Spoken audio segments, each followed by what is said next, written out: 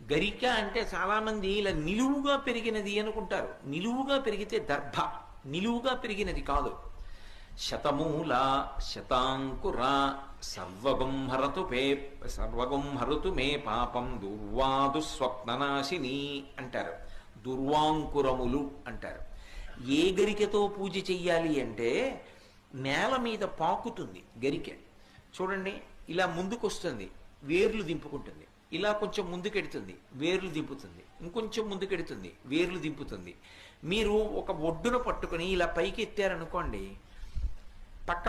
పక్కపక్కనే వేర్లకి మట్టితో తీగలా పైకి లేస్తుంది. ఆ గరిక, దాన్ని దుర్వా అంటారు. పైకి లేచిందనుకోండి దర్భ, అది కుష అంటారు.